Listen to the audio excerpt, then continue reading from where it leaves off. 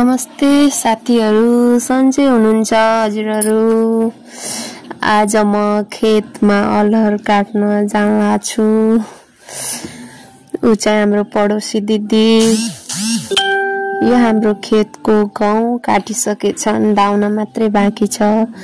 त्यो पारी चाहिँ हाम्रो अलहर बाँस हो।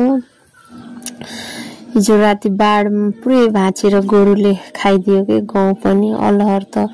अलहर पनि गोरुले खाइसके पुरै यो पुरै डिबामा अलहर थियो, सब खाइसक्यो। यो चाहिँ हाम्रो खेत हो, त्यहाँसम्म हाम्रो खेत हो। यो गहुँ लगाएको यता पुरै मस्रो लगाथ्यो, गाई बाख्राहरू डोराइदिने के।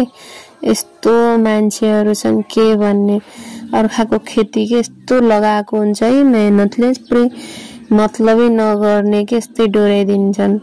अलहर पनि पुरै खाइसकेछ के।